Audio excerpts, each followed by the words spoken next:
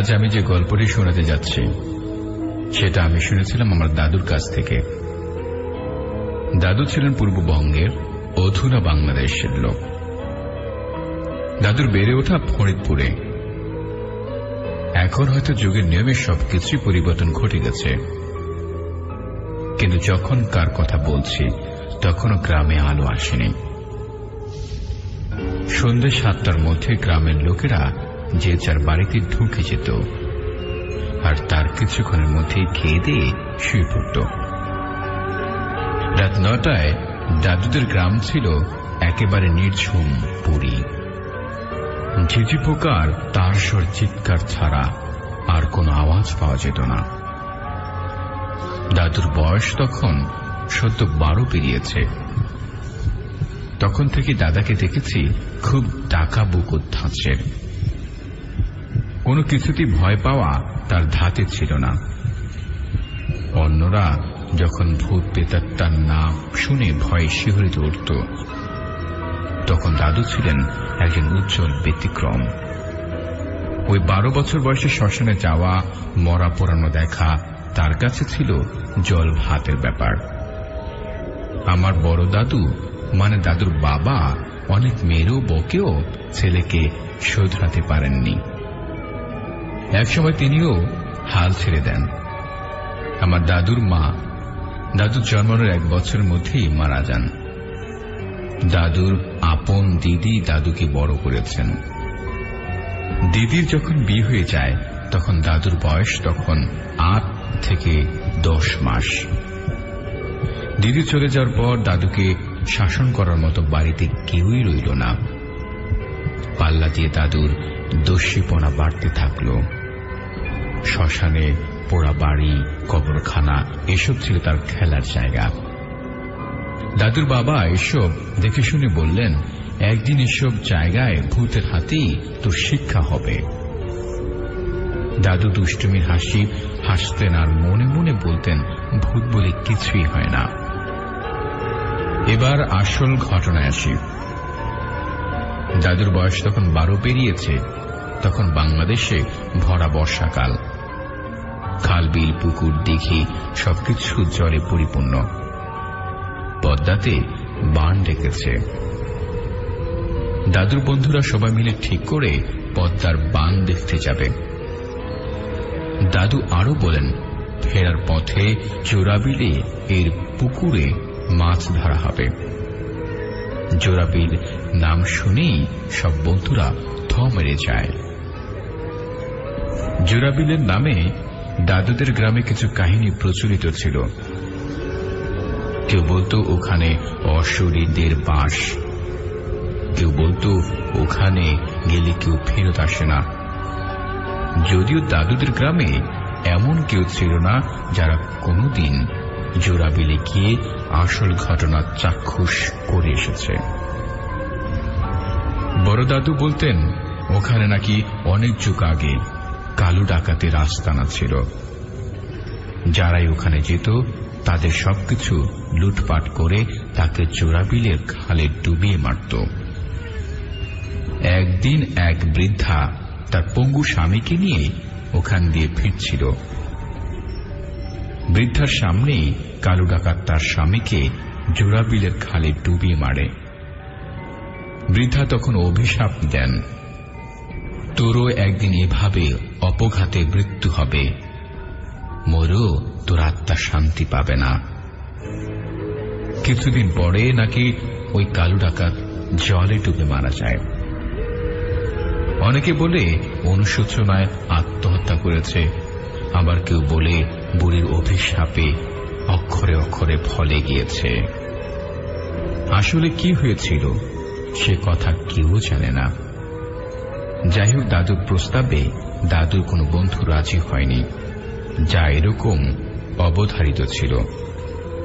সবাই মিলে পদ্মার বান দেখে ফেরার পথে দাদু একরকম জোর করেই জোড়াবিলে যায়। বলা বাহুল্য, দাদু সেখানে একাই গিয়েছিল। দাদু যখন জোড়াবিলে পৌঁছায় তখন আকাশ মোটামুটি পরিষ্কার।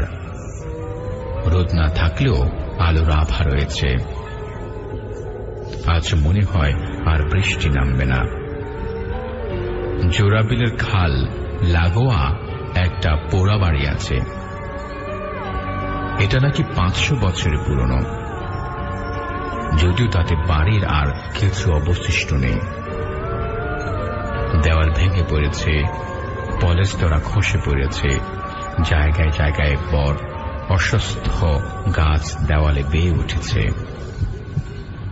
এখানে নাকি কালো ডাকাত থাকত। বাড়িতে ভূতের ছাপ একেবারেই স্পষ্ট। কোথাও কোনো জনমানুষ নেই। কোথাও একটা ডাউক ডেকে উঠল, দাদুর গাটা একটু ছমছম করে উঠল। ছিপ দাদুর সাথেই ছিল, আর সাথে ছিল পিঁপড়ের ডিম মাছ ধরার টোপ হিসেবে। দাদু ছিপ ফেলে বসে রইল। বেশ কিছুক্ষণ বসার পর মশার জ্বালায় দাদুর মাছ ধরা মাথায় উঠল। মশা তো নয়, যেন পাখি। এই যা বড় বড়, অনেকটা সময় পেরিয়ে গেছে। আসার পথে আকাশে যে আলো আভা ছিল তাও ক্রমে ক্রমে ধূসর হয়ে আসছে। পশ্চিম কোণে ঘন মেঘ জমেছে। খুব জোরে বৃষ্টি আসবে বলে মনে হয়। হঠাৎ দাদুকে চমকে দিয়ে দূরে কোথাও একটা করকর করে বাজ পড়ল। 2-1 ফোঁটা করে বৃষ্টি পড়াও শুরু হয়ে গেছে। দেখতে দেখতে জোর বৃষ্টি শুরু হলো, আর সাথে দমকা এলোমেলো হাওয়া। দাদু তড়িঘড়ি করে পোড়া বাড়ির দিকে ছুটতে লাগলেন। যখন দাদু বাড়িতে পৌঁছালো ততক্ষণে দাদু পুরো ভিজে গেছে। কোমরের গামছাটা খুলে ভালো করে চিপে দাদু গা মুছতে লাগলো। একবার কাছ থেকে দাদু ভালো করে বাড়িটা দেখতে শুরু করলো। বাড়িটা অনেকটা জায়গা নিয়ে ছড়িয়ে আছে। বাড়িটা অনেকটা জায়গা নিয়ে ছড়িয়ে রয়েছে। বাড়ি ভর্তি মাকড়সার ঝোল। এখানে কদিন পরে যে কারো পা পড়েছে কে বলতে পারে। দাদু এখানে দাঁড়িয়ে রয়েছে, সে একটা বারান্দায়। সাথে লাগানো দুটো পেল্লাই ঘর। একটা ঘরের ছাদ প্রায় নেই, আরেকটা ঘরের ছাদ প্রায় নেই বললেই চলে, আর আরেকটা ঘর এর ছাদ মোটামুটি অক্ষত। দাদু ঠিক করলো ওখানে গিয়ে দাঁড়াবে, কারণ এলোমেলো হাওয়াতে বৃষ্টি দাদুকে ভিজে দিচ্ছিল। দাদু ঘরে ঢুকতে যাবে, হঠাৎ মনে হলো বারান্দার পশ্চিম প্রান্তে কেউ দাঁড়িয়ে আছে। দাদু ভালো করে চোখ মেলে চেয়ে দেখে একটা কলা পাতা বৃষ্টিতে ভিজে চকচক করছে। নিজের উপর নিজে হেসে দাদু ঘরে ঢুকল। ঘরে একটা বিকট গন্ধ, মরা ইঁদুর, বাদুর আর মাটির সোদা গন্ধ একসাথে মেলালে যে গন্ধটা সৃষ্টি হয় অনেকটা সেরকম। বৃষ্টি আজ থামলে হয়, এরপর যদি শয়লা নদীতে বান ডাকে তাহলে তো মহাবিপদ। গতবারের সময় নদীতে বানে গ্রামের অনেক ক্ষয়ক্ষতি হয়েছে। সর্বনাশ এবারও যদি তেমনই কিছু হয়। একটা উঁচু জায়গা দেখে রাখতে হবে, তেমন হলে ছাদে উঠে যেতে হবে। দাদু ঘর থেকে বেরিয়ে ছাদের রাস্তা খুঁজতে চলল। বারান্দার এক বাঁক ঘুরতেই আবার সে দৃশ্য। কেউ একজন দাঁড়িয়ে রয়েছে।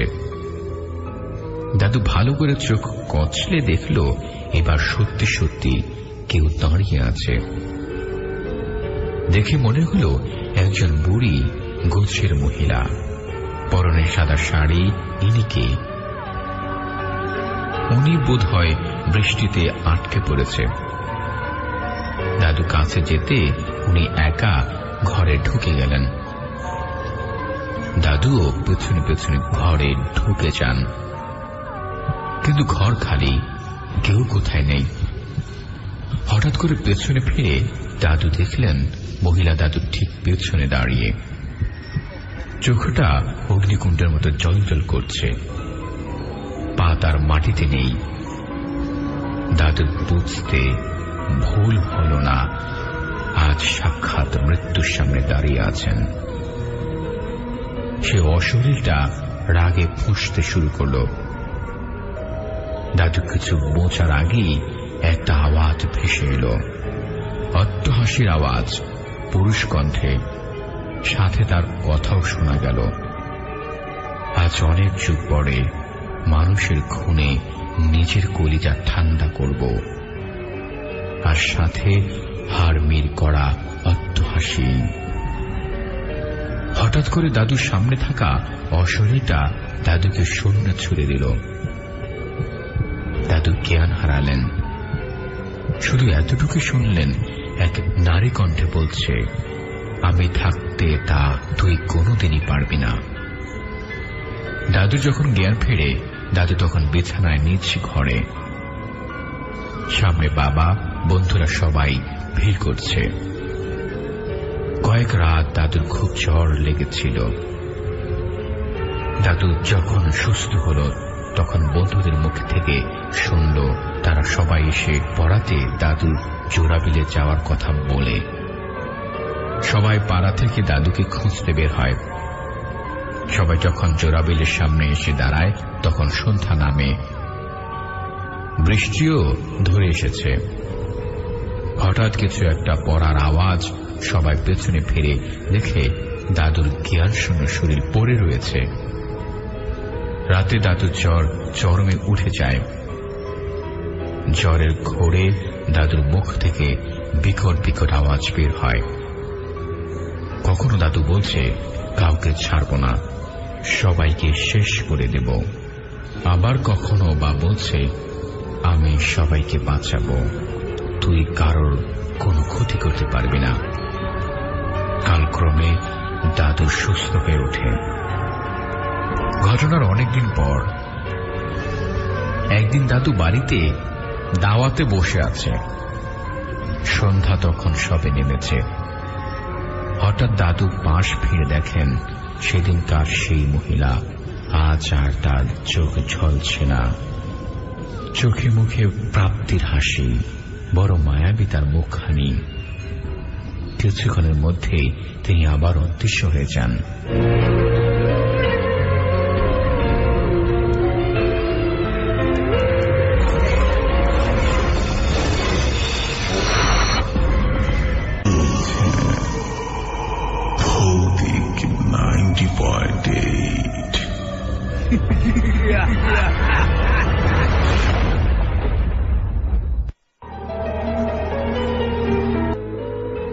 ইদানিং কাজে খুব বেশি ব্যস্ত থাকায় অনেকগুলো নতুন ঘটনা থাকার পরও আপনাদের সাথে শেয়ার করা হয়ে ওঠে না। তারপরও আজ সময় করে আপনাদের সাথে এই নতুন ঘটনা শেয়ার করছি। ঘটনাটি ঘটেছিল অনেক আগে, আমার মায়ের এক মামিদের এলাকায়। আজ থেকে প্রায় 40 থেকে 50 বছর আগে। তখন ওনার মামি মানে আমার নানির 13 কি 14 বছর বয়স হবে। তখন নাকি ওলা বিবি, বসন্ত বিবি, আরো কি কি এদের অস্তিত্ব ছিল। হয়তো অনেকে এখন বলবেন এসব ভুয়া। কল্পনা না হয় আমার কল্পনার একাংশ, যা লিখে আপনাদের মনোরঞ্জনের চেষ্টা করছি। আসলে বাস্তব ঘটনাটা একটু অন্যরকম। এগুলো আছে, ছিল কি নেই এসব পরে। তবে এই ঘটনার এমন একজন ছিল যার উপস্থিতি আমাকেও ভাবিয়ে তুলেছিল। যাক, এখন মূল ঘটনায় আসি। নানীদের এলাকার আশেপাশে তখন বসন্ত রোগ এসেছে। তখন এই রোগ যেখান দিয়ে যেত সব মানুষ শেষ করে ফেলত, কারণ এটা ছোঁয়াচে রোগ ছিল। এই রোগে নাকি শরীরে গুটির মতো হয়ে মাংস পৌঁছে পড়ত, আর প্রচন্ড ব্যথায় মানুষ চিৎকার চিৎকার করতে করতে মারা যেত। নানিদের এলাকায় সবাই মিলে মসজিদে মসজিদে সেন্নি দিয়ে মিলাদ মাহফিল করাত। মিলাদ মাহফিল থেকে শুরু করে সব ধরনের চেষ্টা করতে লাগলো যাতে এই রোগ গ্রামে না ঢুকতে পারে। এলাকার মুরব্বীরা মিলে বৈঠকে বসল কি করা যায়। বৈঠকে সিদ্ধান্ত হল এলাকায় ঢোকার সকল মুখে পাহারা বসানো হবে, যেন অপরিচিত এবং সন্দেহবাচক কেউ এলাকায় ঢুকতে না পারে, কারণ এই রোগ নাকি বহন করে এমন কেউ যে আসে মানুষের ছদ্মবেশে।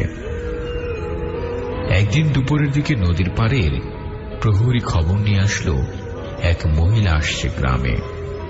তার চুল উস্কো খুস্কো আর সন্দেহবাচক।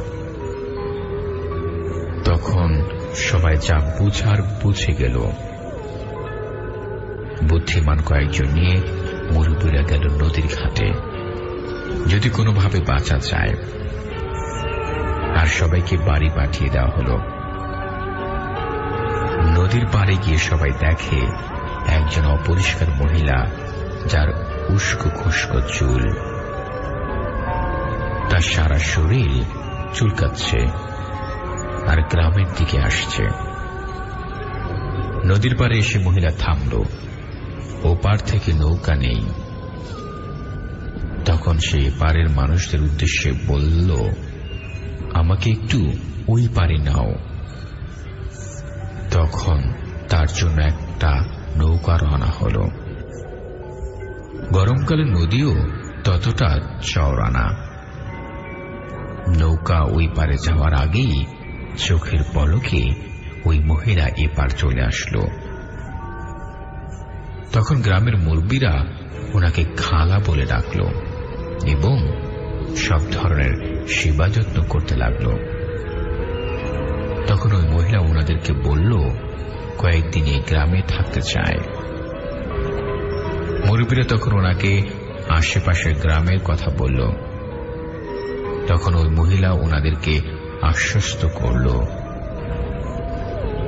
তখন সবাই মিলে ওই মহিলাকে নিয়ে গ্রামের কাচারিতে থাকার ব্যবস্থা করে দিল, আর সবাই যথাসাধ্য চেষ্টা করতে লাগলো ওই মহিলার যাতে কোনোভাবেই সে রেগে না যায়। আর মহিলা খাওয়ার মধ্যে শুধু দুধ খেত, আর অন্য কিছু খেত না। এভাবে কয়েকদিন চলতে লাগলো। আশেপাশের গ্রাম থেকেও আর কোনো মৃত্যুর সংবাদ আসছে না। তখন সবাই যা বুঝার বুঝে নিল, তবু সবাই সাবধানে থাকল। একদিন সকালে ওই মহিলা চিৎকার আরম্ভ করল। সবাই তো ভয়ে শেষ। মুরব্বীরা আসলো। তখন ওই মহিলা বলল যে সে আর এখানে থাকতে চায় না।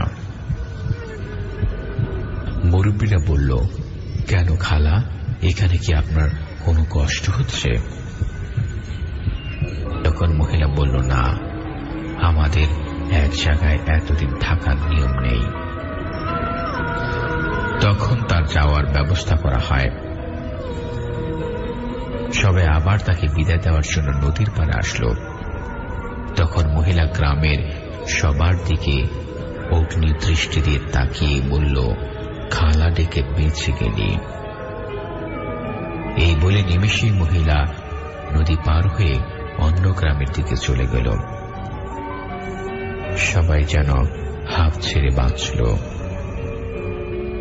পরের দিনই খবর আসলো ওই মহিলা যেদিকে গেছে সেদিকে আবার মানুষ মরা শুরু হয়েছে। এখন আমার প্রশ্ন হল, কে ছিল এই রহস্যময়ী মহিলা?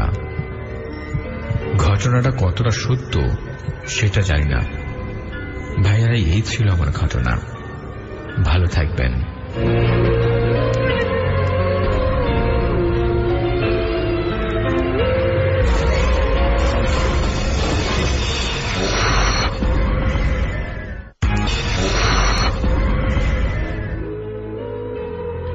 চারদিকে অন্ধকার আর অন্ধকার।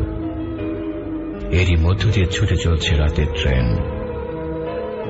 আমার বিয়ের কথাবার্তা চলছে, তাই দেশের বাড়ি যাচ্ছি।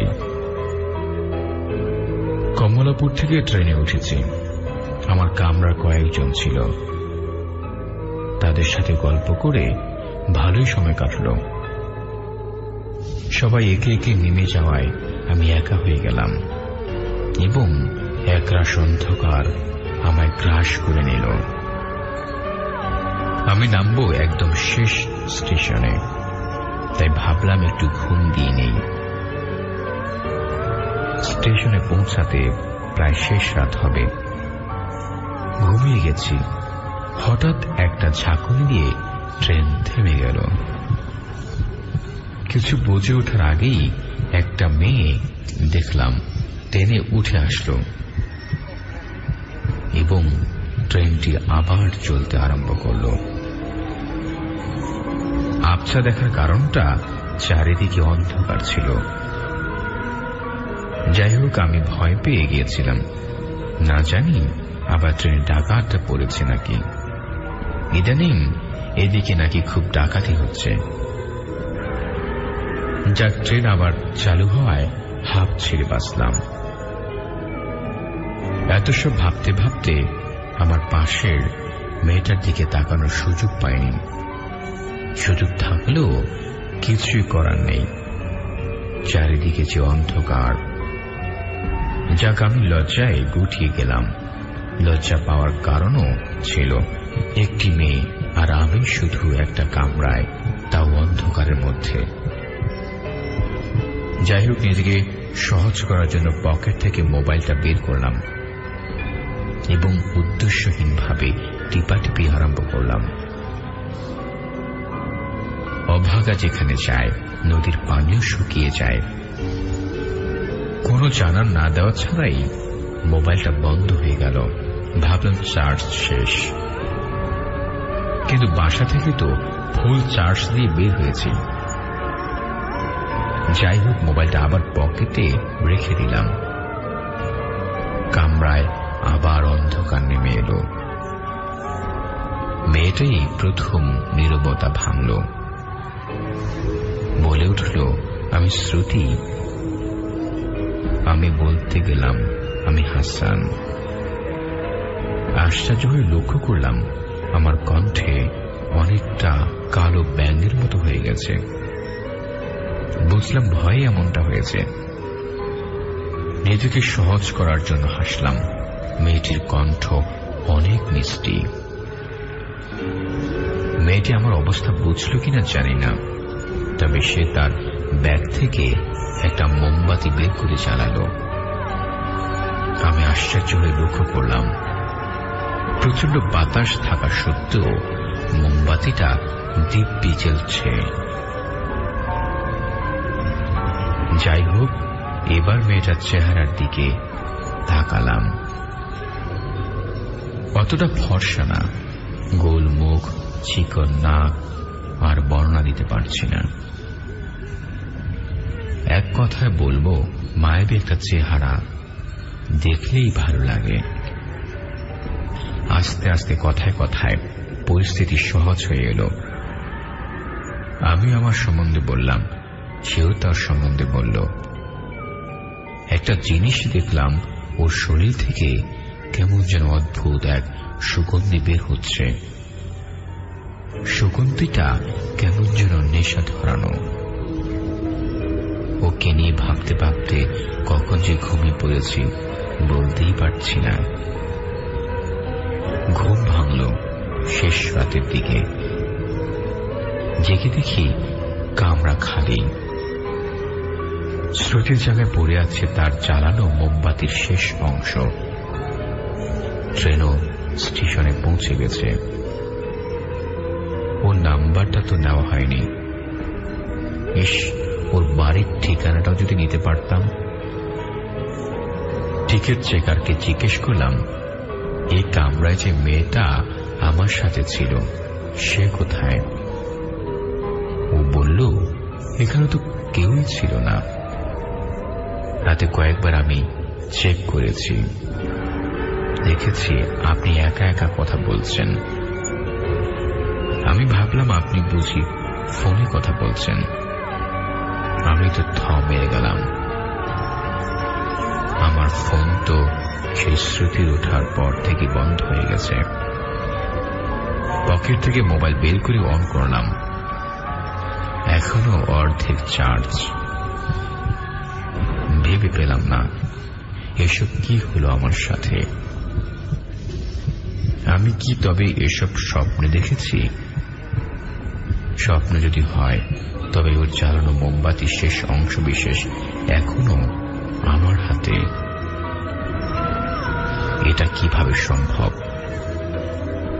এগুলো ভাবতে ভাবতে ট্রেন থেকে নেমে বাড়ির পথ ধরলাম। বাড়িতে পৌঁছাই, খাওয়া দাওয়া করে এক ঘুম দিলাম। ঘুমের মাঝে স্বপ্নে দেখলাম স্মৃতিকে। ও হাসছে,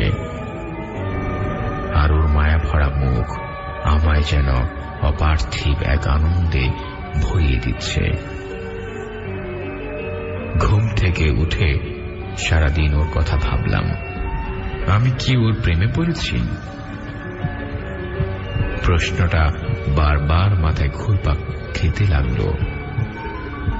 আর বাস্তবে কি ওর কোনো অস্তিত্ব আছে? যাই হোক, বাড়িতে যে কাছে আসা আমার জন্য মেয়ে দেখতে যাবে, বাবার বোনকে সাথে নিয়ে রওনা দিয়ে গেলাম। যাই হোক, কেন যেন আমার মন সায় দিচ্ছিল না, কারণ আমার মাথা ঘুরে ফিরে শ্রুতির চিন্তায় আসছে। যাই হোক, সবার জোরাজুরিতে মেয়ে দেখতে চললাম। বাবার বোনের মেয়ে পছন্দ হয়েছে, এবার আমার দেখার পালা।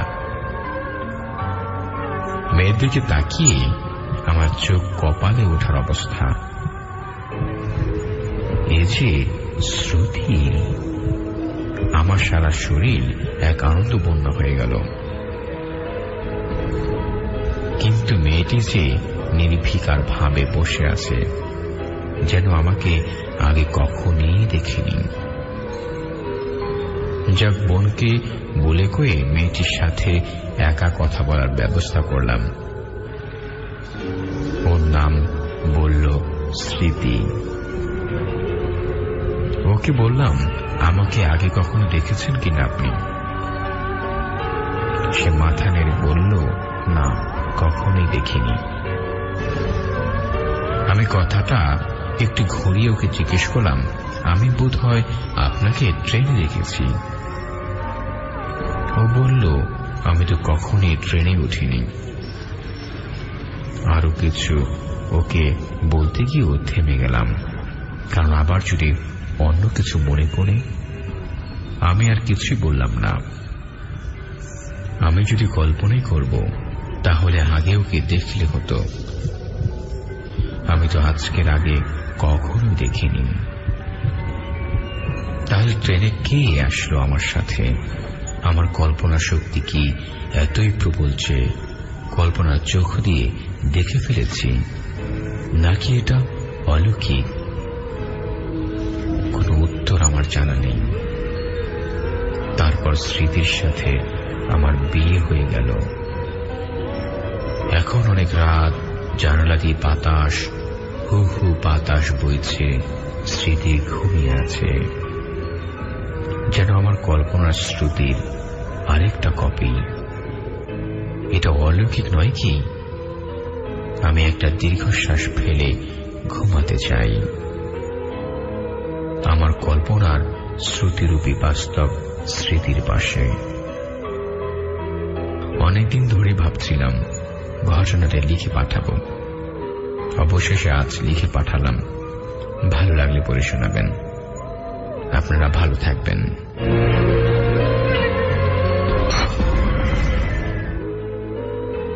আজ যে ঘটনা লিখলাম, এই ঘটনাটা ঘটেছে এই তো গত কুরবানির ঈদের পরেই। আমাদের ইয়াং পোলাপানের আড্ডাখানা চাকমোহন অগ্রণী ব্যাংকের পেছনে একটু ফাঁকা জায়গা জমি, পাশে একটা পুকুর, আর তার আশেপাশে সব হিন্দুদের বসবাস। এই ফাঁকা জায়গাতেই সুখচাঁদের চায়ের দোকান অবস্থিত। সবাই জানে যে হিন্দুদের বসবাস স্থানে নাকি এটা ওটা ঘটে থাকে, বা আজকাল আমাদের লোকমুখে শুনতে থাকি। আমি আতিক, বকুল ভাই, মিলন, গিয়াস ভাই, শাকিল, সুমন ভাই, সুজন ভাই, মাঝে মধ্যে আমাদের পাশের গ্রামের রবিন ভাই, হারুন ভাইও এই জায়গাতে আসত। আমাদের কাজকাম নাই, তাই সারাটা দিন এই সুখচাঁদের চায়ের দোকানে চা খেয়ে সময় কাটাই আর হাসি তামাশায় গল্প করি। ঈদ চলে গেছে, তারপরও আমাদের এখনো ঈদ ফুরায়নি। তো একদিন এই জায়গায় উল্লেখিত নামে সবাই আসছে। তো সেদিন সবাই বেঞ্চে বসে বসে গল্প করছি। তো রবিন আর হারুন ভাই কোথা থেকে যেন বাইক নিয়ে হাঁপাতে হাঁপাতে আসলো আমাদের কাছে। এসে সুখচাঁদ কাকাকে বলছে, ও কাকা, তাড়াতাড়ি এক মগ পানি দিয়ে যাও, কইলছে যায় যায় অবস্থা। আমরা সবাই দেখে বললাম, কি হয়েছে? সুখচাঁদ কাকা পানি নিয়ে এসে বলছে, কি রবিন, কোন বাড়িতে গিয়ে দৌড়ানি খেয়ে আসলে? হারুন ভাই বলছে, আরে কিছু না, আপনি চান সবার জন্য চা বানান। সুখচাঁদ কাকা সেখান থেকে চলে গেল চা বানাতে। বকুল ভাই, রবিন তো কথাই বলতে পারছে না। সুমন ভাই বলল, কি রে হারুন, কি হয়েছে তোর? তখন হারুন ভাই বলছে, আর ঘামাচ্ছে। আমি বললাম, ভাই ঘামাচ্ছেন কেন, ভূত দেখেছেন নাকি? বলল, হ্যাঁ হবে হয়তো। সবাই হাসাহাসি করতে লাগলাম। ভূতের কথা শুনে শাকিল বাসায় চলে গেল। তারপরে রবিন ভাইয়ের অবস্থা দেখে হাসি থামালাম। সবাই পরে হারুন ভাই বলছে, তাইলে শোনো। বাসা থেকে আমি আর রবিন বাইক নিয়ে এখানে আসার জন্য বের হলাম। আমরা আসতেছি খুব ধীরে ধীরে। তখন বিকেল 5:17 বোয়ালমারির মাঝ ব্রিজে এসে বাইক আর চলে না। তখন কি করি, টাঙ্কি ঝাঁকি দিয়ে দেখি তেল আছে, তবু চলছে না। প্লাসটাও ঠিক আছে, তবু বিদ্যুৎ তৈরি করছে না। দেখতে দেখতে সন্ধ্যার আজান দিয়ে দিল। আর তখনই প্যাডেল মারাতেই বাইক স্টার্ট নিয়ে গেল। রবিনকে বললাম বাইকে উঠতে। আর তখনই এক অজানা এক অদ্ভুত বিশ্রী চেহারার একজন এসে বলছে, এখন বেঁচে গেলি আল্লাহর নির্দেশে, কিন্তু তোদের আমি ছাড়ব না। এটা দেখে দুজন ভয় পেয়ে যায়। আর রবিন ভাইয়ের এই অবস্থা। বকুল ভাই বলল, আচ্ছা বুঝলাম, আমাদের আজ বাড়ি যাবার দরকার নেই, তোমরা আজ আমাদের বাসাতেই থাকবে।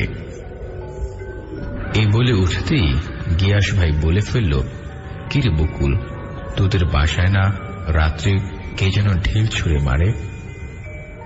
বকুল ভাই বলে, এমনিতে দুজন ভয় পেয়েছে, আর তুই থামতো। গিয়াস ভাই আর সুজন ভাই বলতেছে, সত্যি কথাই তো। এদিকে সুখচাঁদ চাচা চা বানানো শেষ করে এসে বলছে, কিরে সবাই তো ভূত নিয়ে জমেছিস। চাচা আমাদের সবার সাথে এভাবে কথা বলতে ভালোবাসে। ওই পুকুর পাড়ের কাহিনী আমরা কেউ শুনতে চাইলাম না। এদিকে ফট করে মিলন বলে ফেলল, বলেন চাচা, আমি আর আতিক শুনব। আমরা বাধা দিল, কাকা বলতেই থাকলো। কাকা বলতে লাগলো, তখন 1980 সাল, তোদের অনেকেরই জন্ম হয়নি তখন। আর তখন হিন্দুদের এই সকল জায়গা ছিল, কিছু মুসলিমও ছিল। একদিন ওই পুকুরে সোনার নৌকা ভেসে ওঠে। হিন্দুরা সহ মুসলমানরাও নৌকা ধরতে গেলে সবাইকে তুলে নিয়ে যায়। তার পরের দিনটাতেই সবাই ওই এলাকা ছেড়ে চলে যায়। গল্প বলতে বলতে রাত 11:30 হয়ে গেল। কাকা বলল, তোরা কি থাকবি নাকি বাসায় যাবে? কাকা চলে গেল আর বলে গেল, সবাই চলে যা, অনেক রাত হয়েছে। সুমন ভাই কাকার সাথে চলে গেল। গিয়াস ভাই আর সুমন ভাই একসাথে চলে গেল। বকুল ভাই, রবিন ভাই আর হারুন ভাই বকুল ভাইদের বাসায় থাকবে, তাই তারা চলে যাবে। আমি আর মিলন 0 পয়েন্টে যেতে হবে। আমি বাসা ভাড়া থাকি, তো আমি আর মিলন ভাবছি, ইস, যদি সোনার নৌকাটা পেতাম। তাই বসে রইলাম। বকুল ভাই হারুন ভাইকে বাসায় নিয়ে যাবার সময় রুচি হোটেলের সামনে যেতেই দমকা হাওয়া বয়ে যেতে লাগলো। রবিন ভাই চিৎকার দিয়ে বলল, আমি আর মিলন যেখানে যাবার আগেই পুকুরের মধ্যে থেকে কে যেন বলে উঠল, কে রে, তোরা কই যাস? তোরা দুজনে না সোনার নৌকা নিবি? আমি আর মিলন থমকে দাঁড়ালাম। ওইদিকে আর কোনো শব্দ পেলাম না, তাই পুকুর পাড়ে দুজন দাঁড়িয়ে রইলাম আর বললাম, কোথায় তুমি আর কে তুই? ভেবেছ গল্প শুনে কি আমরা ভয় পেয়ে যাব? যদি ভাবো এটা তাহলে ভুল। আমাদের ভয় দেখাতে পুকুরের অপর প্রান্তে তাকাই দেখি একদল ঘোড়া এদিকে আসছে, কিন্তু পা নেই। মিলনকে বললাম, মিলন তুই বস তো।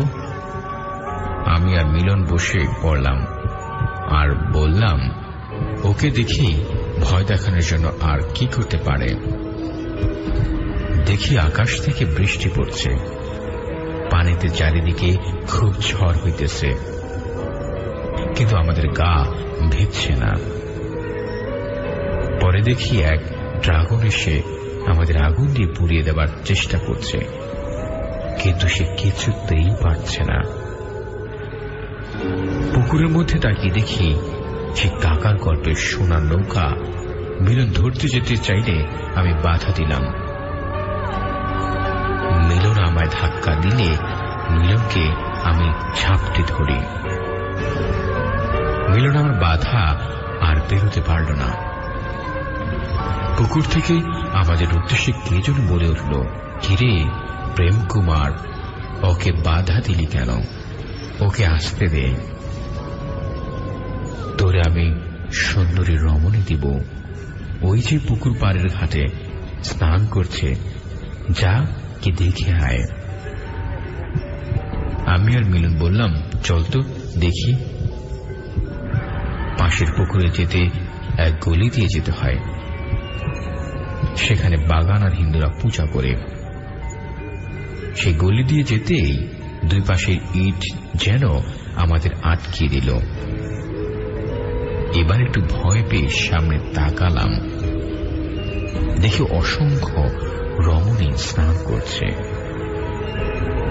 আমাদের পেছন থেকে আকাশ ছোঁয়া এক ভয়ঙ্কর মানুষ এসে দাঁড়ালো, আর সামনে দেখি সবকিছু অন্যরকম হয়ে গেছে। রাত তখন বেজেছে 3:30।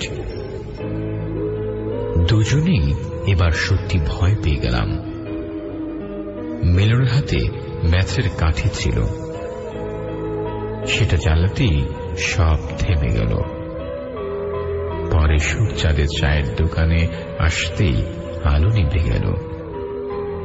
তখন দেখি আমাদের আশেপাশে সাপ, ব্যাঙ, বাঘ, ভাল্লুক, হিংস্র ভয়ঙ্কর দৈত্য, আর পুকুরের মাঝখানে সোনার নৌকা। সবাই যেন আমাদের কাছে ডাকছে, কিন্তু কেউ আমাদের সামনে আসতে পারছে না। আর এভাবে ভোরের সূর্য দেখা দিল। আমি আর মিলন সেখানে বসেছিলাম। সূর্যাব কাকা সকালে এসে বলছে, কিরে তোরা দুজন কি এখানেই ছিলে নাকি? বললাম, হ্যাঁ এখানেই ছিলাম। কাকাকে রাতের সব ঘটনা খুলে বললাম। কাকা বলল, আমি আগেই জানতাম এমন কিছু হবে, একটা অনেক বছর পর। এই ঘরে আসার পর কিছুই হয়নি, তাই না? বললাম, এটাই এখন রহস্যময়। কাকা বলল, শুনকে দিয়ে এই ঘরটাকে বন্দি করে রেখেছি, তাই কিছু হয়নি। তা না হলে তোরা দুজন আজ শেষ হয়ে যেতে। এদিকে কিছুক্ষণ পরে রবিন ভাই আর হারুন ভাই আসলো। বললাম, কাল কি হয়েছিল? বলল, রুচি হোটেলের সামনে বাতাস আর চামচিকার কানে বাড়ি খেয়ে পরে বুঝতে পারলাম, তাই বকুলদের বাসায় গিয়ে ঘুমালাম। কিন্তু সেখানে আসলে টিনের চালের উপর ঢিল ছুঁড়ে কে যেন। তিনজন থাকাতেই তেমন একটা ভয় পাইনি। আমাদের কাহিনীটা বললাম। সবাই শুনে রবিন ভাই আর হারুন ভাই সুখচাঁদের চায়ের দোকানে বেশ কিছুক্ষণ দেখা যায়নি। তারা অনেক ভয় পেয়েছে। ভাই, এই ছিল আমার ঘটনা। ভালো লাগলে পরে শোনাবেন।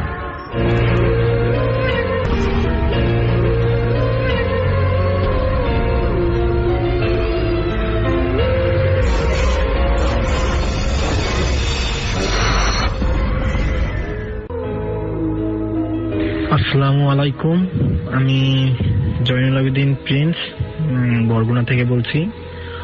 আর আমার বাসা হলো কুড়িগ্রাম। ওই কুড়িগ্রামের ঘটনাই বলছি।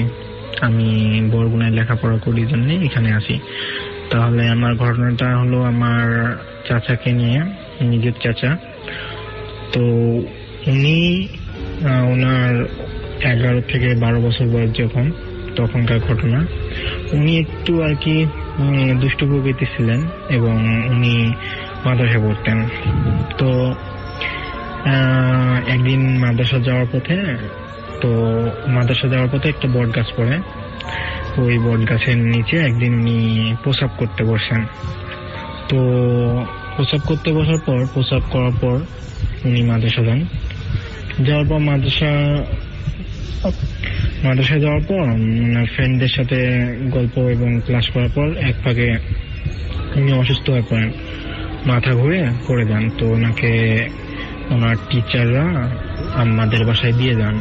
তো দেওয়ার পর উনি আর কি অ্যাবনর্মাল ব্যবহার করতে থাকেন। তো সবাই ভাবে হয়তো মাথা ঘুরে গেছে, এজন্যই হয়তো তিনি অ্যাবনর্মাল ব্যবহার করতেছেন। তো কেউ গুরুত্ব দেয় না, এরকম যাচ্ছিল। কিন্তু রাত্রে বেলা ঘটলো একটা ঘটনা। সেটা হলো, উনি যে পরিমাণ আর কি খাওয়া দাওয়া করেন তার থেকে দ্বিগুণ সেই দিন খাওয়া দাওয়া করছেন। সবাই এটাও আমলে নেয় না, যে ভাবে যে হয়তো ক্ষুধা লাগছে এজন্য তিনি খেয়ে ফেলছেন। তো খাওয়ার পর উনি ঘুমাইছেন। ঘুমানোর পর রাত্রে উনি যে ঘরে ঘুমান তো ওই ঘরের পাশে আমার বাবা মা ঘুমায়। তার পাশে আমার দাদুরা থাকে। তো রাত্রেবেলা উনি হঠাৎ করে ওনার টিনের সব, আমাদের ঘর টিনের, তো টিনের চালে অনেক শব্দ পাওয়া যায়। কিসের শব্দ কেউ বলতে পারে না। তো আমার দাদা বাবা মা বের হওয়ার পর টিনের উপরে দেখে কিছুই নেই, কিন্তু আবার শব্দটা তখন থেমে যায় আর কি। তো রাত্রে এরকম ঘটনা ঘটার পর পরের দিন আমার চাচা একটু আরো অ্যাবনর্মাল হওয়ার পর উনি সেদিন ওই মাদ্রাসা যাইতে পারে না। তো আমার দাদু আসলে বুঝতে পারে এই অ্যাবনর্মাল ঘটনাগুলো। তো উনি আমাদের এলাকার একজন অনেক ভালো ওঝা ছিল, ওনাকে ডাকেন। তো ডাকার পর উনি দেখেন আমার চাচুকে। তো দেখার পর উনি বলেন যে কি হয়তো কিছু আছে। তো উনি আবার অনেক জিন পালতো। তো ওনার জিনদের দ্বারা ওই কি হয়েছে ওটা জানার জন্য আর কি করে। তো বলে যে আমার চাচু যে গাছের নিচে প্রসাব করছে, ওখানে নাকি জিন বাস করতো। তো এরকম হওয়ার পর উনি অনেক তাবিজ কবর দেয়, কিন্তু কোনো কাজ হয় না। তো আরেকদিন অনেক অ্যাবনর্মাল এমন ব্যবহার করতেছিল যে উনি থাকবে না। উনি বট গাছে বলে যে আমি বট গাছে যাবো, ওখানে আমার থাকতে হবে, আমি বাড়িতে থাকবো না। তো আবার ওই ইয়েকে ওঝাকে আনা হয়, হুজুর, উনি একজন হুজুর, অনেক আলেম টাইপের। আনার পর উনি তখন এবার আর বলে যে তাহলে আমার জিনের দ্বারা ওকে হাজির করে অনেক মানে ইয়ে করতে হবে, তাড়াতে হবে। তো উনি ওনার জিনের দ্বারা ওই জিনকে হাজির করার পর ওই জিন বলে যে আমি বাসা ছিল ওখানে, আমি একে ছাড়বো না, একে আমি অনেক শাস্তি দিব। তো ওনার শাস্তি বলে যে না, অনেক ছোট বাচ্চা, ভুল করছে, তো ছেড়ে দাও। অনেকে গ্রামের অনেকে আবার ভাবে যে এটা আসলে না, এটা ভুয়া ইয়ে, কিন্তু হুজুর বলে যে না, এটা ঠিক। তুমি ওই লোকগুলো বলে যে তাহলে আমাদের কিছু প্রমাণ দিতে হবে। প্রমাণ কি দিবে? তো হুজুর বলে যে আচ্ছা, তোমাকে যাইতে হবে অনেক, ওকে ইয়ে করে ওই দিনকে শাস্তি দেয়। তো শাস্তি দেওয়ার পর বলে যে তুমি এই আমাদের বাড়িতে একটা আম গাছ ছিল, তো ওই আম গাছের ডাল একটা ভাঙে দিতে হবে। তো মনে করেন যে ওই আম গাছের ডাল বলে যে না, আমাকে যত শাস্তি দেওয়া আমি করতে পারবো না, কারণ যদি করি আমাকে যে শাস্তি দিয়েছে এই কাজ করাবো, তোমার অনেক ক্ষতি। হুজুর বলে যা আমার যা পারিস করিস। তো করার পর উনি ডালটা ভাঙিয়ে দিয়ে চলে যায় এবং আমার চাচ্চু ভালো হয়ে যায়। তো এই ঘটনা কিছুদিন পর আমার ওই যে হুজুর বা ওঝা টাইপের উনি হঠাৎ করে অসুস্থ হয়ে যায়। এই 4-5 দিন পর অসুস্থ হওয়ার পর উনি আর কি অসুস্থ হয়। তারপর অসুস্থ থেকে যখন উনি একটু একটু সুস্থ হবেন, তখন খেয়াল করলেন উনি ওনার একটা পা একটা হাত প্যারালাইজড হয়ে আছে। তো হওয়ার পর চলতেছিল দিনকাল, অনেকদিন সুস্থ ছিল ওই প্যারালাইজড হওয়ার পর, কিন্তু হঠাৎ করে একদিন কোনো অসুস্থ না কিছু না, হঠাৎ তিনি মারা যান। কেউ বুঝতে পারে না, রাত্রেবেলা উনি শুয়েছেন, খাওয়া দাওয়ার পর হঠাৎ মারা যায়। তারপর সবাই ভাবে যে এটা কি ব্যাপার, কি ধরনের ঘটনা ঘটলো হুজুরের সাথে। তো আমরা তো মানে আমরা এবং আমাদের কিছু লোক সংখ্যা জানে, তো ওনার সাথে আসলে কি ঘটছিল আসলে এর ব্যাখ্যা ওই হুজুরও দিতে পারে নাই। সো এই ছিল আমার ঘটনা।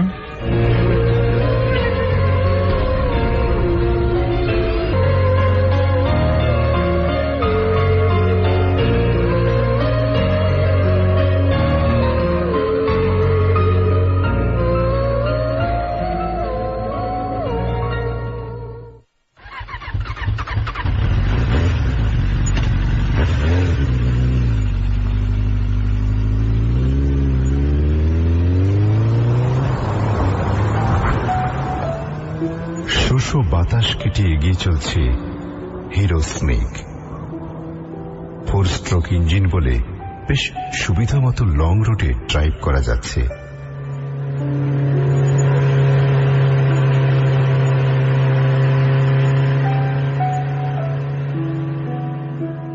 রাত বাড়ার আগেই আশা করছি ধনবাড়ি পৌঁছে যেতে পারবো।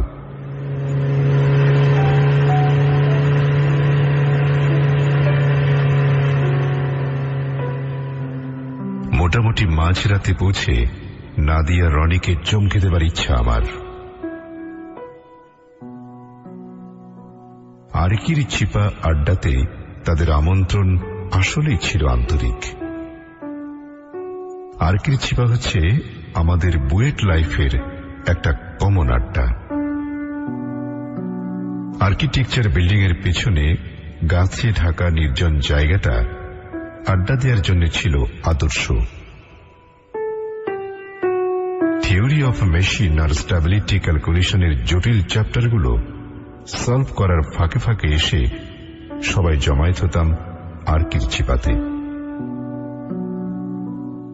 আড্ডাটা বেশিরভাগ সময়ই জমে উঠত রনি আর নাদিয়ার ডাইনামিক স্ট্যাবিলিটি ক্যালকুলেশনের জটিল মনস্তাত্ত্বিক বিশ্লেষণ করে। বইয়ের পাগল শিবলিও নতুন নতুন কাহিনী বলে কিংবা বানিয়ে জমিয়ে রাখত আড্ডাটা। আড্ডা আর রনি নাদিয়ার জম্পেশ প্রেম দেখতে দেখতেই কেটে গেল বুয়েট লাইফটা। নাদিয়া পড়ত সিভিল ডিপার্টমেন্টে, আর রনি আমাদের সাথে মেকানিক্যালে। রেজাল্ট অবশ্য নাদিয়ারই ভালো হলো। এতে খুব একটু অবাক হলাম না, কারণ রনিকে দেখতাম পরীক্ষার আগেই হিট ট্রান্সফারের অঙ্ক করতে গিয়ে নাদিয়াকে হার্ট ট্রান্সফারের থিসিস লেখাতো। সবাই অবাক হলাম যখন দেখলাম আমরা বইয়ের থেকে বের হয়ে যখন চাকরির ধান্দায় ঘুরছি, ঠিক তখন নাদিয়া রনি ধাম করে বিয়ে করে হানিমুনের প্ল্যান করছে। পাশ করার পর বছর খানেক কেটে গেল। আবার সবাই একসাথে হলাম আরকির চিপায় অনেকদিন পরে। প্রধান আকর্ষণ রনি, নাদিয়া। অবশ্য এখন ওরা স্বামী স্ত্রী। খুব দুষ্টামি করলাম আমরা। নাদিয়াকে বললাম, ভাবি চকবার খাওয়ান।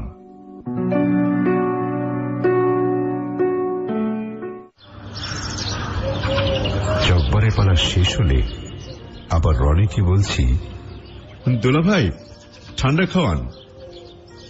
হাবিব বলল, কিরে নাদিয়া, রনির সাথে কেমন জমেছিস? ওর ভঙ্গিতে বিপজ্জনক কিছু টের পেয়ে নাদিয়া থামিয়ে দিল। না না, তোদের আর এগোতে দেওয়া যাবে না। তোদের তো আর স্টেশন নাই, কখন কি বলে বসবি। রনি বলল, আয় না দোস্ত, তোরা একবার ধনবাড়িতে আমাদের সংসার দেখে যাবি। সুন্দর একটা রাজবাড়ি আছে ওখানে, পিকনিক করা যাবে। শিবলির দিকে তাকিয়ে যোগ করল, তুই তো বেশ থ্রিলার টিলার পড়িস, ঘুরে আয়, বেশ থ্রিল পাবি। আমাদের বাড়ির পাশেই একটা সুন্দর বাড়ি আছে, পুকুরওয়ালা, বিশাল বাড়ি। তোর মাসুদানা সিরিজের রাইটারের এক রিলেটিভের বাসা, গেলে পরিচয় করে দেব। আরো অনেক কিছুর লোভ দেখালো তারা। আজ টাঙ্গাইলের ঘাটাইলে একটা অফিসিয়াল কাজে এসেছিলাম। কাজ সেরে চলে যাচ্ছিলাম। হঠাৎ মনে হলো রনি নাদিয়াকে একটু চমকে দিলে কেমন হয়। মোটর সাইকেলে বেশিক্ষণ লাগবে না ধনবাড়ি যেতে, রাস্তাও মোটামুটি ভালো। একটানে গেলে রাত 10টা-11টার মধ্যে পৌঁছে যাওয়া যাবে। যাত্রার ক্লান্তি দেহে ভাবলাম গিয়েই গোসল করে ফ্রেশ হয়ে জমি আড্ডা দেব। কিন্তু আমার কপাল মন্দ। তখন আমি কল্পনাও করতে পারিনি যে কি ভয়ঙ্কর একটা রাত আমার সামনে। আসলে সবই ভাগ্যের লিখন। নলে ঘাটাইল সেনানিবাস পাশ কাটিয়ে কেন আমি ধনবাড়ির রাস্তা ছেড়ে মধুপুর জঙ্গলের রাস্তা ধরব? হঠাৎ করেই আমার বাইক যক্ষা রোগীর মতো কাশতে শুরু করল।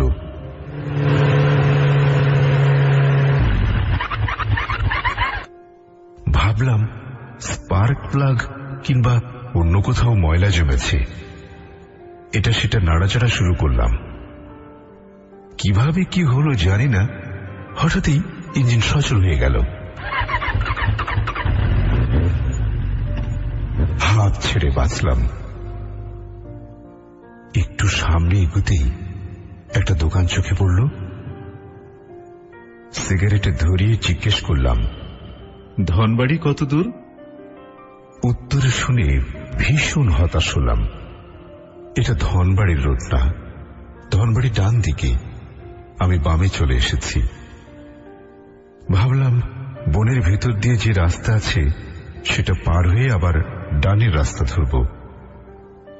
আর এখানেই আমি জীবনের চরম বোকামি করলাম। বনের ভেতর দিয়ে মাইল 2 এগিয়েছি। দেখলাম রাস্তা শুরু হয়ে এসেছে। সেই শুরু রাস্তা দিয়ে কতক্ষণ চলেছি ঠিক বলতে পারবো না, তবে মনে হচ্ছিল অনন্তকাল চলছি। আসল দুর্ভোগ শুরু হলো যখন বাইকটা কয়েকবার ঝাঁকি খেয়ে স্থির দাঁড়িয়ে গেল।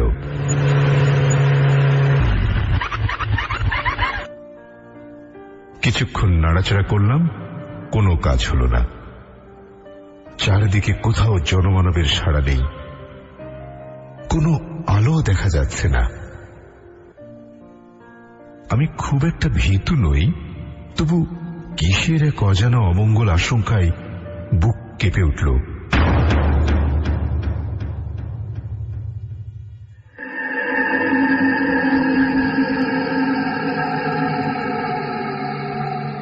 কিসের এক অদৃশ্য ইঙ্গিতে আমি সামনের দিকে এগিয়ে গেলাম। বাইক ছেড়ে নড়তে চাচ্ছি না, কিন্তু অদৃশ্য হাতছানির কাছে যেন আমি অসহায়, না চাইলেও এগিয়ে যাচ্ছি।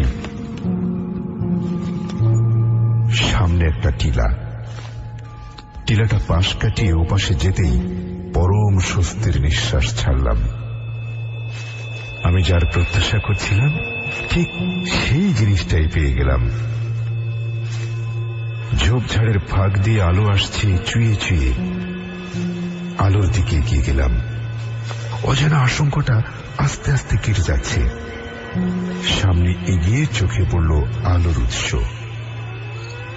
একটা পুরানো ধাঁচের বাড়ি। দেয়ালের কাজ দেখে বোঝা গেল একসময়ের খুব জৌলুস ছিল। মোটামুটি বেশ বড়ই বাড়িটা। যদিও অস্বাভাবিক তেমন কিছু চোখে পড়ল না, তবে কেমন একটা অন্ধকার অন্ধকার ভাব। পরে খেয়াল করলাম বাড়ি সহ আশেপাশের সমস্ত অঞ্চলটাতে চাঁদের আলো পড়ছে না। একখণ্ড মেঘ মাঝখানে বাধা হয়ে দাঁড়িয়েছে। দরজার কড়া নাড়ালাম। শক্ত মজবুত লোহা কাঠের দরজা। ভেতর থেকে কোনো সাড়া পেলাম না। এবার ডাকলাম শব্দ করে, ভিতরে কেউ আছেন? বলছি, ভিতরে কেউ আছেন? কোনো সাড়া নেই। ভালো করে খেয়াল করলাম দালানটা। শ্যাওলা পড়ে গেছে। আলো আসছিল একটা জানালা দিয়ে। ভেতর থেকে কোনো সাড়া শব্দ নেই। ভাবছি প্রচন্ড জোরে আঘাত করব দরজায়। হয়তো ভেতরে সবাই ঘুমিয়ে পড়েছে। এমন সময় হালকা একটা আওয়াজ পেলাম। পা ঘষ্টানোর শব্দ। পরক্ষণেই দরজার খিল খোলার শব্দ।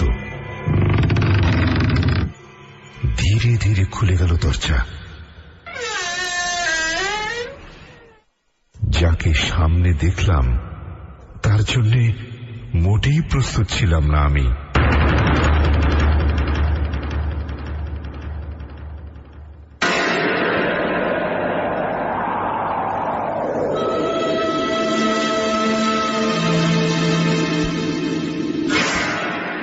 মোমবাতি হাতে একজন আদিবাসী মহিলা দাঁড়িয়ে আছে। অপূর্ব সুন্দরী, চোখগুলো বড় বড়। মনে হচ্ছে সাজগোজ করে মহিলা কারো জন্য অপেক্ষা করছিল। ঘুমের রেশ মাত্র নেই তার চোখে। আমাকে দেখে মৃদু হাসল, আমন্ত্রণের হাসি। নিজের চোখকে বিশ্বাস করতে পারলাম না। ভুল দেখছি না তো? মহিলার বয়স 20 থেকে 25-এর মধ্যে। মহিলা না বলে তরুণী বলাই বোধহয় ঠিক হবে। পরনে তার খুব স্বল্প বসন। 2 প্রস্থ কাপড় দিয়ে ঢেকেছে উপর এবং নিচের অংশ। মাঝখানে নাভি এবং তার চারপাশের বিপজ্জনক কিছু অংশ অনাবৃত। কোনো মতে নিজেকে সংবরণ করে আমার সমস্যার কথা তাকে বোঝাতে শুরু করলাম। তরুণী আমার কথা বুঝল কিনা বোঝা গেল না। স্মিত হাসল কেবল। ইঙ্গিতে আমাকে ভেতরে ঢুকতে বলল। আমি ঢুকতে সে আমাকে গা ঘেঁষে পাশ কাটালো দরজা বন্ধ করার জন্য। হালকা একটা গন্ধ পেলাম। কোনো বিদেশি সেন্টের গন্ধ নয়, বন্য মাদকতাপূর্ণ গন্ধ। একটা নরম দুর্লভ স্পর্শে পুলকিত হলাম। ভেতরে ঢোকার ইঙ্গিত করল তরুণী। ছোট টেবিলটার উপর রাখা বাতিটি নিয়ে ভেতরে ঢুকে গেল মেয়েটি। আমি তাকে অনুসরণ করলাম। ভেতরের রুমে তেমন কোনো আসবাবপত্র নেই, কেবল একটা সিঙ্গেল খাট। তার উপর ছোটখাটো এক বৃদ্ধ মহিলা শুয়ে আছেন। আমাকে দেখে কোনো কথা বললেন না, তবে আমাকে দেখে যে খুশি হয়েছেন বোঝা গেল তার চোখে আনন্দের ঝিলিক দেখে। বৃদ্ধার সাথে কি যেন কথা বলল আমার পথপ্রদর্শক মেয়েটি, উপজাতীয় ভাষা। আমি কিছুই বুঝলাম না। বৃদ্ধ আমাকে হাত ছেড়ে দিয়ে কাছে ডাকলেন। বিছানার কাছে গিয়ে একটা উৎকট দুর্গন্ধ টের পেলাম। বৃদ্ধা আমাকে খুঁটিয়ে খুঁটিয়ে পর্যবেক্ষণ করলেন, তারপর ইশারায় মেয়েটির সঙ্গে যেতে বললেন। ও বাবা! মেয়েটি আমাকে খুব আন্তরিকভাবে দোতলার একটা ঘরে নিয়ে এলো। বাড়িটি আসলে দোতলা এতক্ষণ বুঝতে পারিনি। মাথার উপরে বাড়ির ছাদ। মেয়েটির দিকে তাকালাম। সে চোখের তারায় ঝিলিক তুলে স্মিত হাসল। তারপর ইশারায় এখানে থাকতে বলে বেরিয়ে গেল। যাওয়ার আগে কি আমাকে কোনো ইঙ্গিত করে গেল? ঘুরে ঘুরে দেখলাম ঘরটি। তেমন আসবাবপত্র নেই। একটা সেগুন কাঠের পুরানো দিনের খাট, অনেক ডিজাইন করা খাটটি। দেয়াল বরাবর দুটি চেয়ার, এক কোণে খুব ভারী একটা টেবিল। টেবিলের উপর ধাতব বাতিটা। মেয়েটি এটা বহন করে নিয়ে এসেছে। হঠাৎ মনে পড়ল দোতলায় ওঠার প্যাসেজটা বাতি ছাড়া খুব বিপজ্জনক। মেয়েটি অন্ধকারে নামবে কি করে? একটা দুর্ঘটনা ঘটতে পারে ভেবে বাতিটি নিয়ে মেয়েটিকে সাহায্য করার ইচ্ছে হলো। আর তখনই ব্যাপারটা খেয়াল করলাম। কি খেয়াল করলাম জানেন? বাতিটি সম্ভবত ব্রোঞ্জের তৈরি। হাতে তুলে নিতে গিয়ে অবাক হই ভীষণ। প্রচন্ড ভারী বাতিটি। দোহাতে তুলতে চেষ্টা করি, অসম্ভব। 1 ইঞ্চিও নড়ানো গেল না। অথচ এটা এতক্ষণ মেয়েটি এক হাতে নিয়ে দিব্যি ঘুরিয়ে বেরিয়েছে। খেয়াল করলাম ভালো করে টেবিলের সাথে এটা আটকানো কিনা। তা তো ভাবলাম মেয়েটাকে ডেকে জিজ্ঞেস করব রহস্যটা কি। দরজা টান দিয়ে দেখি তা ওপাশ থেকে বন্ধ। ঘরের অন্য পাশে আরেকটি দরজা, সেটিও বন্ধ। ভাবলাম মেয়েটি একা। আমি তার একাকিত্বের সুযোগ দিতে পারি ভেবে হয়তো দরজা আটকিয়ে দিয়েছে। যাক, ক্লান্ত হয়ে পড়েছি বেশ, ঘুমানো দরকার। মৃদু আলোতে কাপড় ছাড়লাম। শুতে যাওয়ার আগে ভীষণ ইচ্ছে হলো গোসল করার। ঘরের অপর দরজাটা হয়তো গোসলখানা। দেখি চেষ্টা করে খোলা যায় কিনা।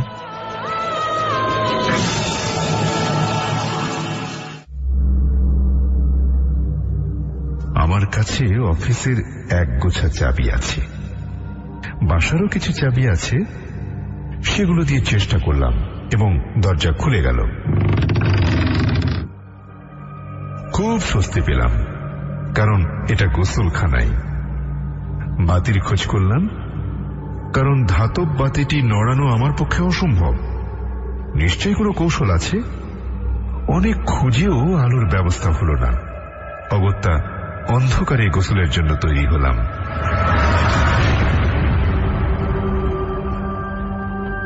প্যান্ট খুলে টাবে নামলাম। সঙ্গে সঙ্গে আমার দম আটকে এলো। হায় আল্লাহ, এ কি? টাবটার চারদিক আর তলাটা কেমন পিচ্ছিল। সঙ্গে সঙ্গে মনে হলো এ রক্ত, হয়তো মানুষের। লাফিয়ে উঠে এলাম। মুহূর্তের জন্য হয়তো জ্ঞান হারিয়ে ফেললাম।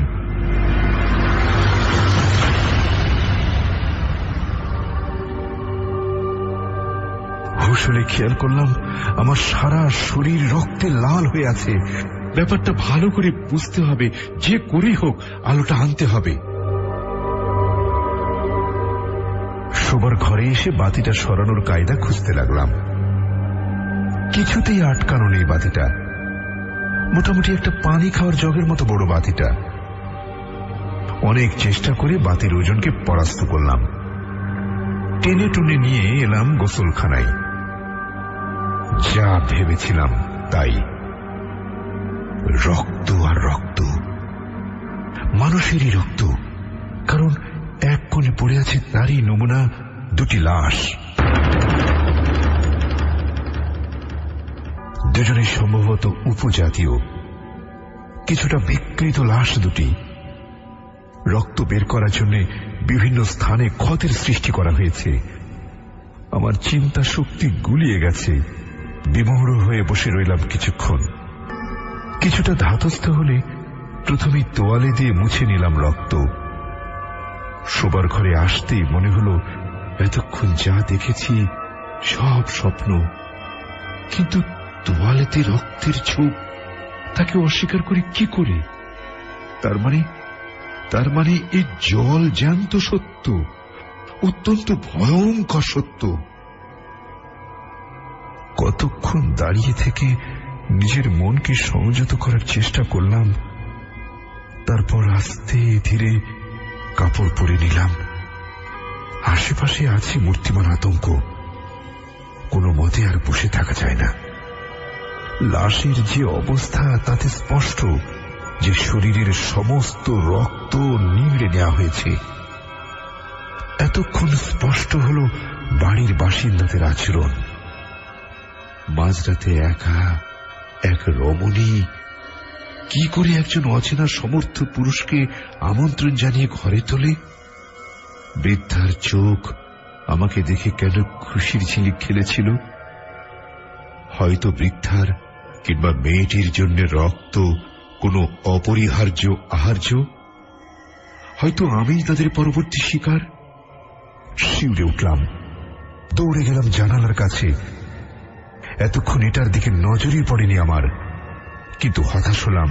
শক্ত পাল্লায় পেরেক ঠোকা। খোলা যাবে হয়তো, কিন্তু প্রচুর সময় সাপেক্ষ ব্যাপার। দরজার কাছে দৌড়ে গেলাম। বাইরে থেকে বন্ধ, অর্থাৎ আমি বন্দী। কিংকর্তব্য বিমূঢ় অবস্থায় দাঁড়িয়ে আছি। এমন সময় পায়ের আওয়াজ। আওয়াজটা ক্রমশই এগিয়ে আসছে।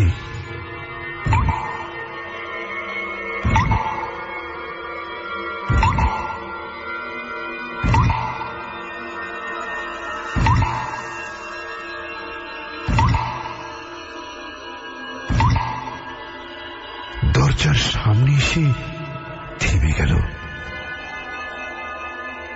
মহা আতঙ্ক ভর করেছে আমার মধ্যে। বুকের ঢিপ ঢিপ শব্দ স্পষ্ট শুনতে পাচ্ছি। কপালের শিরা লাফাচ্ছে।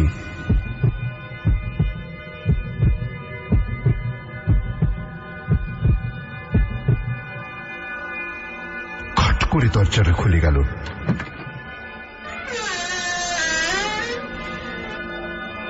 সামলে নিলাম নিজেকে। দরজায় মেয়েটি দাঁড়িয়ে আছে। আমার দিকে তাকিয়ে মৃত হাসল। বুকের কাপড়ের গিট খুলতে ব্যস্ত হল। আমি সাহস করে বলে উঠলাম, প্রচন্ড ঘুম পাচ্ছে আমার, 1 ঘন্টা ঘুমোতে পারি কি? জোর করে হাসি ফোটালাম মুখে। সে আমার কথা কি বুঝলো জানি না। স্মিত একটু হাসল, তারপর উল্টো ঘুরে চলে গেল। যাওয়ার আগে দরজাটা বন্ধ করতে ভুলল না। মেয়েটা চলে যাওয়ার পরই নিজেকে ধিক্কার দিলাম। কেন যে ওকে কাবু করে পালালাম না? আসলে তাকে দেখেই আমার শরীর অবশ হয়ে গিয়েছিল। তাছাড়া বাতিটা যে এক হাতে নিয়ে এসেছে তার নিশ্চয়ই শক্তি প্রচুর। হয়তো পারতাম না। সিঁড়ি দিয়ে পায়ের আওয়াজ ক্রমেই পিছিয়ে গেল। পালানোর উপায় খুঁজতে লাগলাম। চারপাশটা ভালো করে দেখা দরকার। বাতিটা রয়েছে গোসলখানার দরজার কাছে। আমার অনেক কষ্টে সেটা বয়ে আনলাম। চারপাশটা ভালো করে দেখার জন্য ভারী বাতিটা খাটের উপর রাখলাম। খাটটা কি কিছুটা দেবে গেল বাতিটার ভারী? ঘটনার আকস্মিকতায় ভেবাচাকা খেয়ে দাঁড়িয়ে রইলাম। খেয়াল করিনি এতক্ষণ খাটের উপরের ছাদটা থেকে অত্যন্ত তীক্ষ্ণ সুচালু 3টি ধাতব রডের মতো ঝুলেছিল। বাতিটার ভারে সম্ভবত খাটের সাথে পাতা কোনো ফাঁদের মুখ খুলে গিয়েছিল। ধাতব বস্তু 3টি প্রবল বেগে নেমে এলো। সেই সাথে পাশের দেয়াল থেকেও 2টি ধাতব শলাকা তীর বেগে বেরিয়ে এলো। বুঝলাম খাটের মধ্যে বসলে কিংবা শুলে একটা না একটা শলাকা আমার গায়ে লাগতই, নিশ্চয়ই বিষ মাখানো।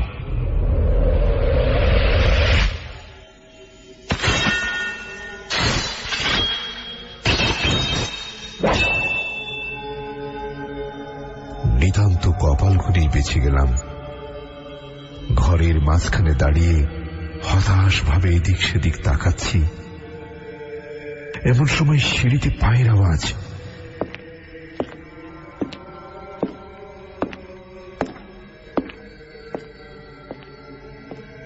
দ্রুত এগিয়ে আসছে দরজার দিকে।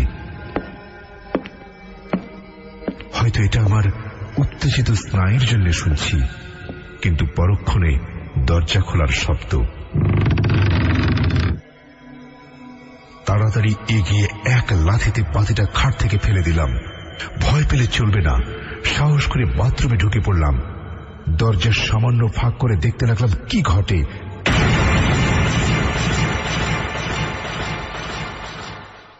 বাতিটা পড়ে গেলেও নেভেনি। চাদরে ঝুলে থাকা প্রান্তে আগুন ধরে গেছে। প্রথমে ঢুকলো মেয়েটা, কালো একটা কাপড়ের সমস্ত শরীরে ঢাকা। মেয়েটার পিছনে বৃদ্ধা, তারও পোশাক একই রকম কালো। দ্রুত তারা এগিয়ে গেল বিছানার কাছে। মেয়েটার হাতে একটা বিশাল রামদা। খাটের উপর আমার দেহটা না পেয়ে দুজনে আমাকে এদিক সেদিক খোঁজা শুরু করলো। বৃদ্ধার হাতের মোমবাতির আলোতে দেখলাম মেয়েটিকে এখন আর কমনীয় সুন্দরী লাগছে না, বরং ভয়ঙ্কর হিংস্র লাগছে। আমি মরিয়া হয়ে এদিক সেদিক পালানোর উপায় খুঁজতে লাগলাম। কমোডের উপর সিস্টার্নের পাশ দিয়ে একটা স্কাইলাইট দিয়ে তারার আলো দেখা যাচ্ছে। সময় অত্যন্ত অল্প। ঝট করে কমোডের উপর উঠে সিস্টার্নটা ধরে তার উপরে উঠে পড়লাম। আর ঠিক তখনই বাথরুমের দরজা খুলে গেল। আমার ঠিক নিচে এসে মেয়েটি রামদা উঁচিয়ে বিভৎস চিৎকার করছে। তার কিছুই বুঝতে পারছি না।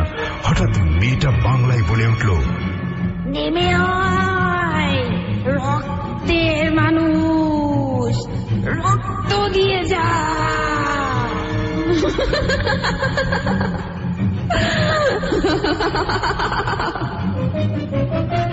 ভয়ে আমার শরীরের রোম খাড়া হয়ে গেল। কনুয়ের গুঁতোতে স্কাইলাইটের কাছের জানালা ভেঙে ঝাঁপিয়ে পড়লাম। যা থাকে কপালে সাই করে বাতাস কেটে পড়লাম নরম কিসের ওপর। এটা একতলার ছাদ। আতঙ্কের উপর আতঙ্ক। ছাদের উপর বিছিয়ে আছে একরাশ গলিত মৃতদেহ। তারই একটার উপর পড়েছি আমি। লাশগুলোর কোনোটা পুরনো, কোনোটা সদ্য মৃত। সম্ভবত সবাই ছিল আমারই মতো এক রাতের অতিথি। ছাদের চারপাশের রেলিংটা বেশ উঁচু। চেষ্টা করতে লাগলাম সেটা টপকাবার। এর মধ্যে দেখি স্কাইলাইট দিয়ে মেয়েটি বেরিয়ে আসছে। ছাদে মেয়েটির পা যখন স্পর্শ করলো ঠিক তখনই আমি রেলিং এর উপর শরীরটা তুলে নিতে পারলাম। মেয়েটি প্রচন্ড উল্লাসে রামদা দোলাতে দোলাতে আমার দিকে দৌড়ে এলো। ভয়ঙ্কর একটা আঘাত অনুভব করলাম হাতে।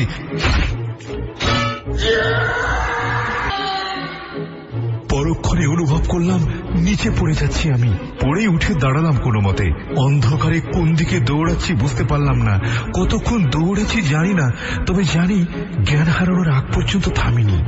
ঘাটাইল সিএমএইচে জ্ঞান ফিরলে রনি আর নাদিয়া জানতে চাইল সমস্ত ঘটনা।